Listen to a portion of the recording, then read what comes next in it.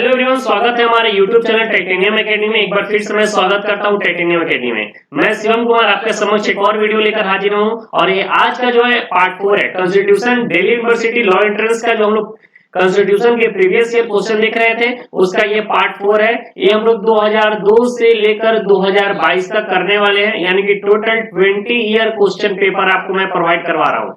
ठीक है, ये आपको YouTube पे कहीं भी नहीं मिलेगा। 20 साल का क्वेश्चन पेपर आपको भी कॉन्स्टिट्यूशन का। ठीक है, तो पूरे 20 साल का क्वेश्चन पेपर आपको करके जाना है। कॉन्स्टिट्यूशन का कोई भी क्वेश्चन आपको दिल्ली यूनिवर्सिटी लॉ एंट्रेंस में पूछ दे, एकदम आपको आंसर देना है, क्योंकि ये 20 साल का जो क्वेश्चन पेपर आप लगा रहे हैं, अगर आपको उसका अच्छे से एनालिसिस कर रहे हैं, एक एक क्वेश्चन को अच्छे से, एक क्वेश्चन से 4 क्वेश्चन निकलते हैं, तो चारों पॉइंट को आप अच्छे से समझते हैं, तो मान के चलिए अगर कॉन्स्टिट्यूशन से आपका 35 क्वेश्चन अगर पूछ रहा है दिल्ली यूनिवर्सिटी लॉ एंट्रेंस में, तो आप उसमें से 25 क्वेश्चन इसी से पूछने वाला है।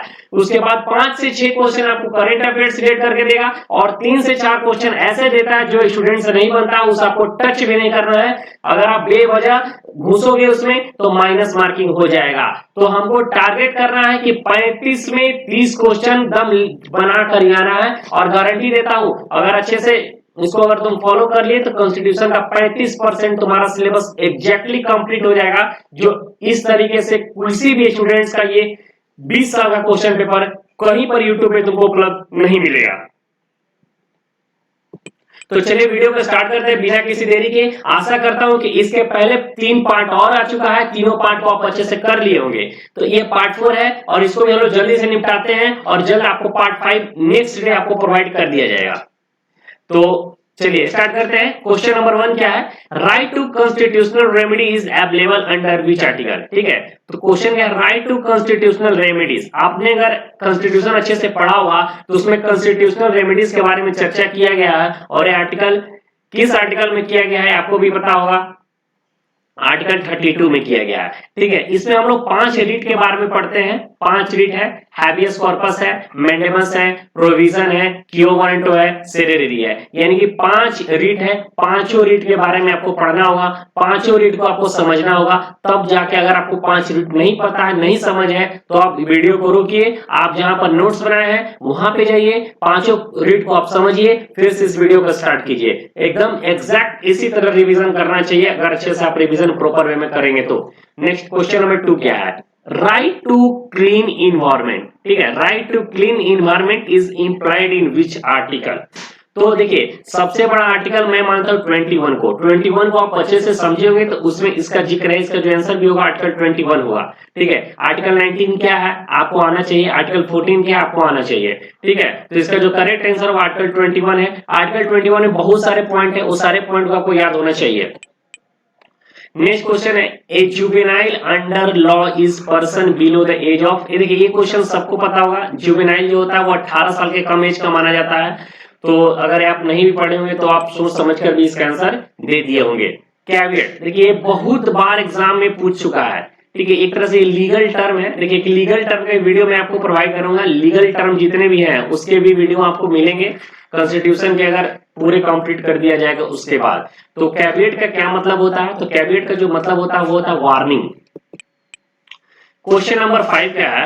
Who was the first women जज ऑफ द सुप्रीम कोर्ट? ये वेरी वेरी इंपॉर्टेंट क्वेश्चन है, इसको आप लोग VVI लेकर चलना है।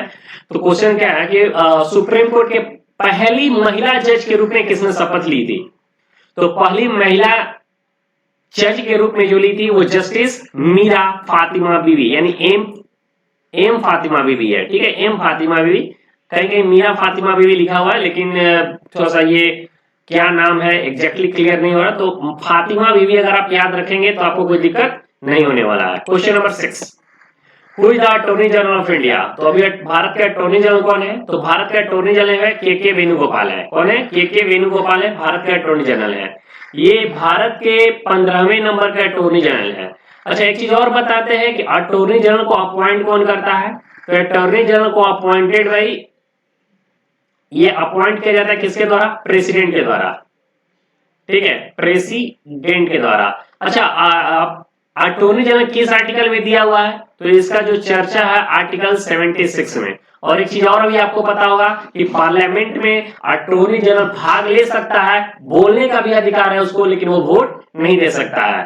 ठीक है, यहां तक आपको क्लियर होगा। और एक भी क्वेश्चन पूछता है कि भारत के पहले अटॉर्नी जनरल कौन थे, तो इनका नाम था एमसी सीतलवाड़, एमसी सीतलवाड़।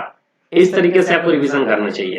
चलिए नेक्स्ट क्वेश्चन पे चलते हैं। डबल जियोपार्डी, डबल जियोपार्डी का क्या मतलब है? अगर कॉन्स्टिट्यूशन आप पढ़े होंगे, कॉन्स्टिट्यूशन का आर्टिकल 20, आर्टिकल 20 होता है, 21, 22, 23, इसमें आपको डबल जियोपार्डी और सेल्फ इंक्रीनेशन दोनों के बारे में चर्चा है।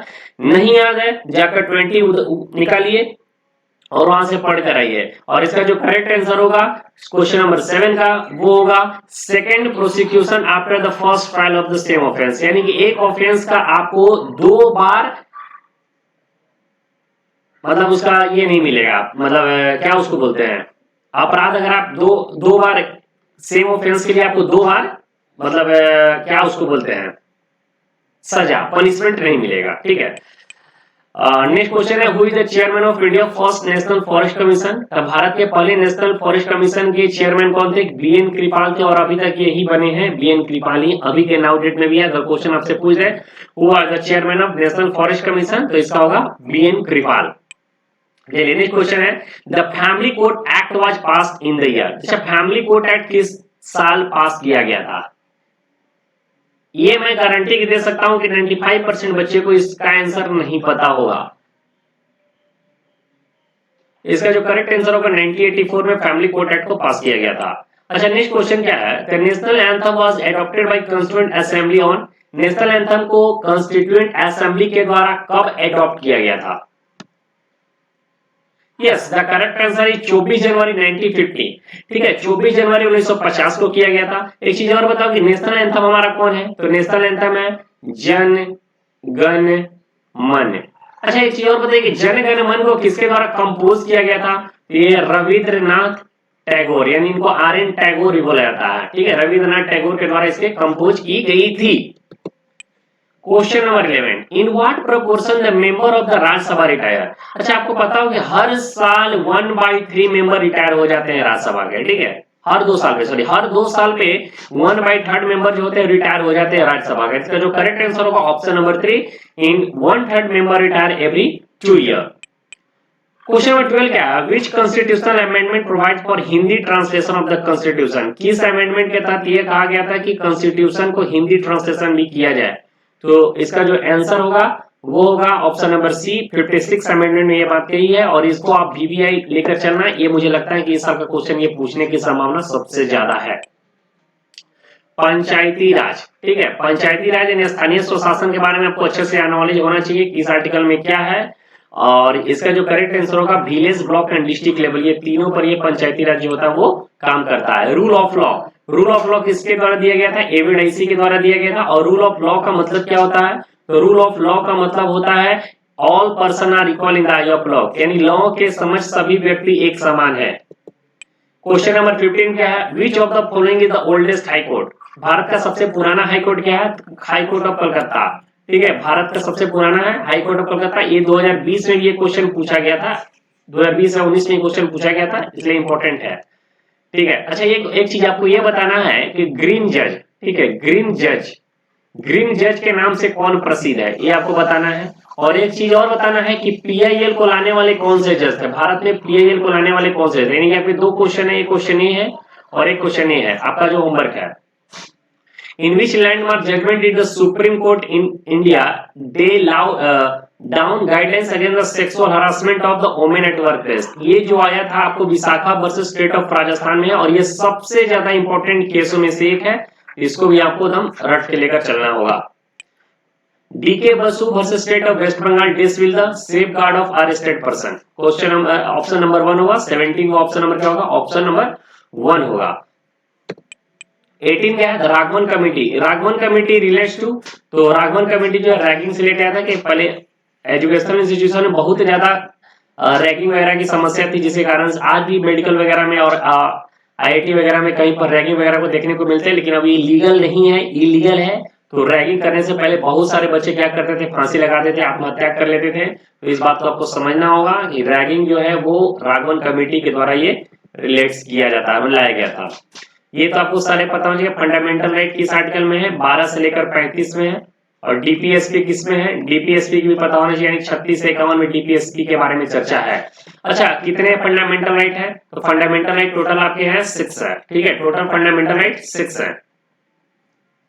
और आज का जो अंतिम प्रश्न है question number 20, the provision against employment of children below 40 years of age has been provided by, तो इसका जो आंसर होगा क्वेश्चन नंबर 20 का होगा option number A, fundamental right against exploitation in the constitution. Video में फास्ट लग रहा तो वीडियो को स्लो कर लेना, अगर वीडियो ठीक ठाक लगे तो वीडियो को अच्छे से पढ़ो।